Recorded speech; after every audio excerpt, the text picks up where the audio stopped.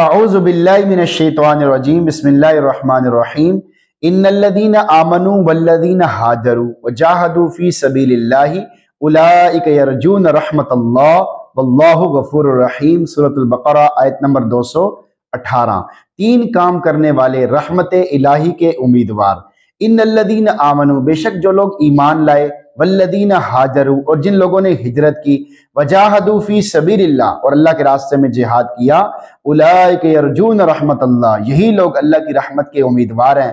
یہ لوگ اپنے اخلاص، اپنی کوشش اور سعی کی وجہ سے اللہ رب العزت کی رحمت کی امید رکھ سکتے ہیں۔ ان کو نوازا جائے گا، اس لیے کہ ان کے ذمے جو کچھ تھا وہ اسے اللہ کا حکم سمجھ کر بجا لائے، اور اپنے بس کی حد تک انہوں نے اس میں کوتاہی نہیں کی۔ واللہ غفور الرحیم، اللہ بڑا بخشنے والا، نہایت رحم کرنے والا ہے۔ جو بھی اس کی نافرمانی کرنے سے معافی مانگتا ہے وہ اسے معاف کر دیتا ہے، اور جو فرما بردار ہوتے ہیں ان پر خصوصی رحمت ہوتی ہے۔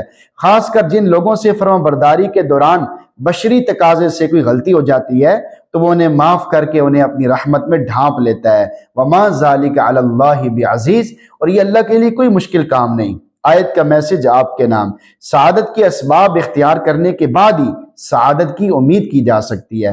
اس آیت میں اللہ رب العزت نے پہلے تین بڑے بڑے اعمال کرنے والوں کا ذکر کیا، اس کے بعد ان کے بارے میں فرمایا کہ یہ اللہ کی رحمت کے امیدوار ہیں۔ اس سے یہ بات واضح ہو گئی، سعادت کے اسباب کو اختیار کر کے ہی سعادت کی امید کی جا سکتی ہے۔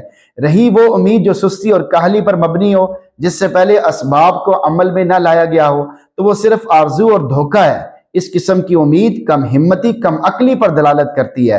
اس کی مثال اس شخص کی سی ہے جو نکاح کے وجود کے بغیر ہی اولاد کی توقع رکھے، بیج بوئے بغیر، پانی دیے بغیر ہی غلے کی فصل کی امید رکھتا ہو۔ صاف ظاہر ہے ایسے آدمی کی بے وقوفی میں کوئی شک نہیں ہے۔ اسی وجہ سے نبی اکرم صلی اللہ علیہ وسلم فرماتے ہیں، العاجز من اتبع نفسہ ہواہا وتمنى علی اللہ، بے وقوف ہے وہ آدمی جو پیروی تو کرے اپنی نفسانی خواہشات کی، مگر امید رکھے اللہ رب العزت پر کہ وہ اسے معاف کر دے گا۔ آیت کا دوسرا میسج آپ کے نام، بھروسہ اپنے رب کی رحمت پر رکھیں۔ اولئک یرجون رحمت اللہ میں اللہ رب العزت نے اشارہ کر دیا کہ بندہ مومن خواہ کتنے ہی بڑے بڑے اعمال لے کر اللہ تعالیٰ کی خدمت میں حاضر ہو، تب بھی اس کے لیے مناسب نہیں ہے کہ وہ ان اعمال پر بھروسہ کرے، بلکہ وہ بڑے بڑے اعمال کرنے کے باوجود امید اور بھروسہ اپنے رب کی رحمت پر رکھے۔ اس کی کئی وجوہات ہیں، ان میں سے ایک یہ ہے کہ انسان پر برسنے والی اللہ تعالیٰ کی نعمتیں غیر محدود ہیں، بے شمار ہیں، اور ہر نعمت پر شکر ادا کرنا ضروری ہے، جبکہ انسان کے اعمال بھی محدود ہیں۔ اگر اعمال کو نعمتوں کے مقابلے میں ہی لایا جائے تو انسان کے اعمال نعمتوں کے شکرانے کے لیے پورے نہیں ہیں۔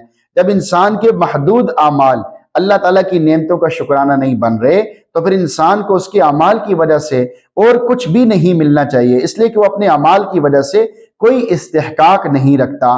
مگر یہ اللہ رب العزت کی رحمت اور احسان عظیم ہے کہ وہ استحقاق نہ ہونے کے باوجود دنیا میں بھی دن رات نعمتوں کی بارش کر رہا ہے، اور آخرت میں تو ایسی ایسی نعمتیں تیار کر رکھی ہیں کہ جن کو تو نہ کسی آنکھ نے دیکھا ہے، نہ کسی کے خیال میں ان کا گزر ہوا ہے۔ لہٰذا اعمال کو اس کا حکم سمجھ کر بجا لائیں، اس لیے کہ اس نے حکم دیا ہے، اور شکر بھی ادا کریں کہ اس نے اعمال ادا کرنے کی توفیق عطا فرمائی۔ پھر امید بھی اس ذات پاک پر رکھیں کہ وہ ہم پر اپنا فضل و کرم فرمائیں گے۔ اس کے لیے شرط یہ ہے کہ وہ یقین کامل کے ساتھ ہر وقت اللہ کے ساتھ لو لگائے رکھے۔ ٹوٹے رشتے وہ جوڑ دیتا ہے، بات رب پہ جو چھوڑ دیتا ہے، اس کے کرم کے کیا کہنے، لاکھ مانگو کروڑ دیتا ہے۔ اللہ تعالیٰ تو عطا کرنے کے لیے تیار ہے، ہمارے مانگنے میں سستی ہے، اللہ کا شکر ادا کرنے میں سستی ہے، جس کی وجہ سے نعمتیں ختم ہو جاتی ہیں یا کم ہو جاتی ہیں یا بالکل ملتی ہی نہیں ہیں۔ اس کی وجہ ناشکری ہے، اللہ کی ناراضگی ہے، ورنہ اللہ تعالیٰ تو دینے کے لیے تیار بیٹھے ہیں۔ اللہ تعالیٰ کے خزانوں میں تو کبھی کمی آتی ہی نہیں ہے۔ اللہ تعالیٰ سے دعا، اللہ تعالیٰ ہم سب کو عمل سمجھ توفیق عطا فرمائے، اور ہم سب کو قرآن پڑھنے، سننے، سمجھنے کی بھی توفیق نصیب فرمائے۔ آمین۔